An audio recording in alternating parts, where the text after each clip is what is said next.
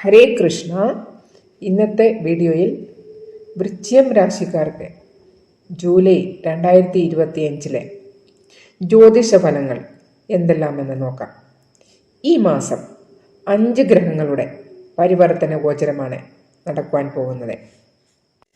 8ാമത്തെ രാശിയായ വൃശ്ചികം രാശിയുടെ രാശിസ്വാമി ചൊവ്വ അത് 10th ഹൗസിലും കേതുവിൻ്റെ കൂട്ടത്തിൽ വരാൻ പോകുന്നു. രാഹു 4ാം ഹൗസിലും, ശനി വക്രി അവസ്ഥയിൽ 5ാം ഹൗസിലും, ശുക്രൻ 7ാം ഹൗസിലും, സൂര്യനും വ്യാഴവും 8ാം ഹൗസിലും, ബുധൻ 9ാം ഹൗസിലുമാണ് ജൂലൈയിൽ പരിവർത്തന ഗോചരം ചെയ്യാൻ പോകുന്നത്. അതിൻ്റെ ഫലങ്ങൾ എന്തെല്ലാമെന്ന് നോക്കാം. 5ാം ഭാവം എന്ന് പറയുന്നത് അത് വ്യാഴത്തിൻ്റെതാണ്. അവിടെയാണ് ശനിദേവൻ ഇപ്പോൾ ഗോചരം ചെയ്യാൻ പോകുന്നത്. അത് 17 ജൂലൈ മുതൽ 28 നവംബർ വരെയായിരിക്കും വക്രി അവസ്ഥയിൽ.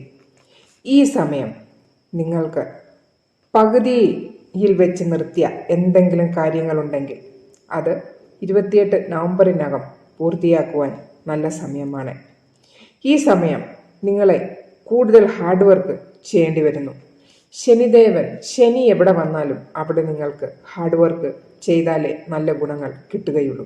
അതുകൊണ്ട് ഈ സമയം മടി പിടിച്ചിരിക്കാതെ നല്ല ഹാർഡ് വർക്ക് തന്നെ ചെയ്യുക. എന്താണെന്നാൽ ഗ്രഹമണ്ഡലത്തിലെ ഏറ്റവും പ്രായം കൂടിയ ഗ്രഹമാണ് ശനി. ശനിദേവന് ഇഷ്ടം ഹാർഡ് വർക്കാണ്. ഹാർഡ് വർക്ക് അനുസരിച്ചുള്ള പ്രതിഫലവും നിങ്ങൾക്ക് കിട്ടുന്നതായിരിക്കും. ഈ സമയം ഹാർഡ് വർക്ക് ചെയ്യുന്നവർക്ക് വളരെ അനുകൂലമായിട്ടുള്ള സമയം തന്നെയാണ്. ഷോർട്സ് വീഡിയോ കാണുന്നവരാണെങ്കിൽ ചാനലിൽ വിശദമായിട്ടുള്ള വീഡിയോ ഉണ്ട്, ദയവായി കാണുക. ആരോഗ്യം, നിങ്ങളുടെ ആരോഗ്യം എന്ന് പറയുന്നത് ഫസ്റ്റ് ഹൗസാണ് നോക്കുന്നത്. ഇമ്മ്യൂണിറ്റി, ഹെൽത്ത്, നിങ്ങളുടെ സ്വന്തമായിട്ടുള്ള കാര്യങ്ങളെല്ലാം നോക്കുന്നത്.